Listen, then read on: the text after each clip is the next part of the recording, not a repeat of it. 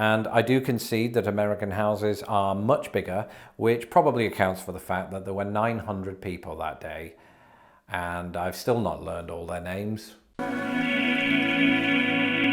I mean, it's my third drink of the night, so this is going to be difficult. Are we? Oh, hello. If you've clicked on this video expecting to see an outsider's first impression of a Midwestern Christmas, I'm here to tell you that this is going to be my 13th.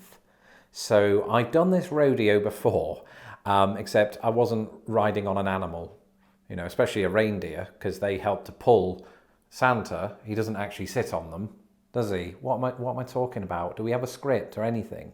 No, we just have me dressed in a stupid jumper, sorry Uncle Toby, sitting next to the worst Christmas tree in the world. The fact is, we got a bigger and better one and put it up in the living room with all of the lights and the gadgets and all of that.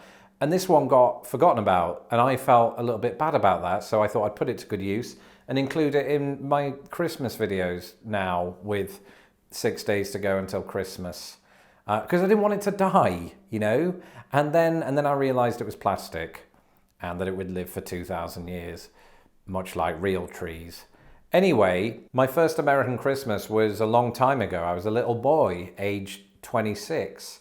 And I didn't really know much about the world. I certainly didn't know much about the Midwest of the United States. Certainly got a rude awakening, of course, in the early weeks of living here, realizing you couldn't just walk the streets in your underpants like you can in Britain. That was just me. So I had way too many drinks that night. And that is coupled here with what is known as the white stuff. Right? I've had to be careful about using that term at airports, but on the whole, snow is far more prevalent. And Christmas Day, right? So you have white Christmases here in the Midwest. It's not every year, of course, but when you compare it to Britain, where we haven't had a white Christmas since 1594, they're relatively frequent. And I say that we had a white Christmas during my first Christmas, but all 13 have kind of melted into one. That's what happens when you get past the age of 33. Nothing seems special anymore.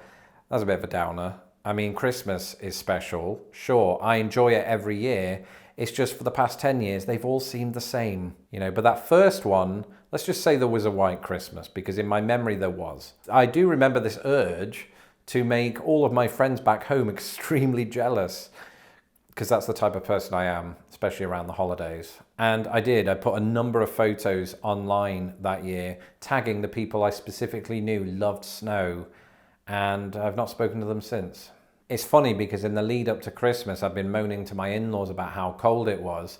And then on Christmas morning, I had a special parcel put next to my sort of designated chair, and I opened it to reveal a set of pajamas. And at this point, I hadn't worn pajamas since 1987. But in my head, I'm connecting the dots because I specifically told them that Indiana's weather isn't fit for humans or microbes. And I thought this was their way of subtly hinting, if you want to stay warm at night, don't sleep in your underpants. And then we went round the room Christmas morning and everybody else opened their present after me because I'm the most important guest. And they all had the same thing.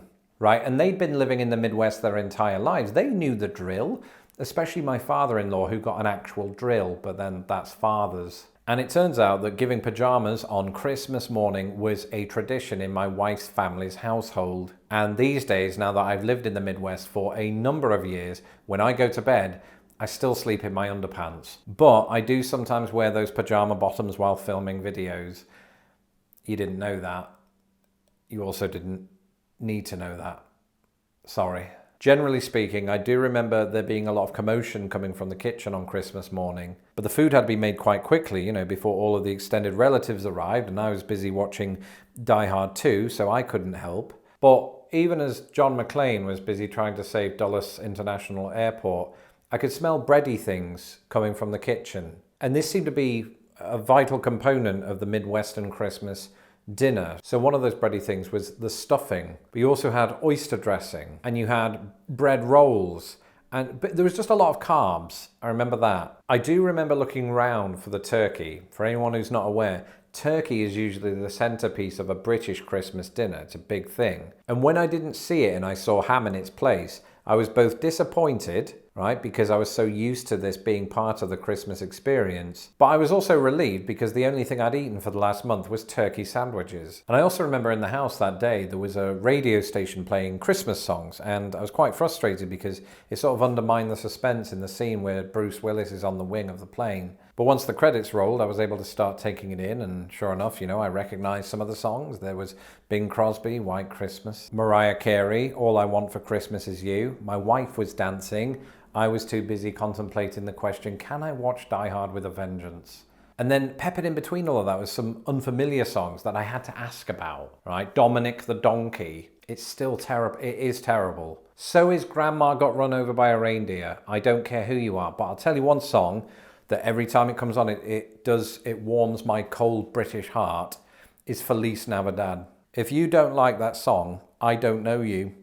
And the music went on for a while, and the thing that really struck me about this particular radio station is that it wasn't being played live. This had been recorded months ago, maybe even years ago, and they just sort of openly presented it that way. Hi, we are DJs from 2 years ago. Here's another artist that Lawrence has never heard of, Burl Ives. And then as the melodies continued, in my mind, I heard a sound that was not dissimilar to ping, right? And that denoted the food was ready. And then at that moment, all of the extended family started arriving. It's as if they were only coming for the food.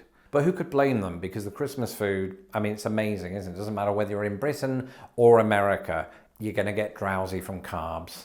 But one thing that really struck me about their arrival was just how many of them there were. When I was growing up in Britain, it was usually about 8 of us, or at least enough people to fit in my tiny British living room. And I do concede that American houses are much bigger, which probably accounts for the fact that there were 900 people that day. And I've still not learned all their names. I do remember that a lot of them were very excited to meet me for the first time because many of them had never met a superstar. And I must say I felt very special that day. But, they asked the usual questions. Do you guys celebrate Christmas in New Zealand? Will you stay with your wife after this? That sort of thing. And it was pleasant, if highly overwhelming. There was a notable amount of chatter at the dinner table.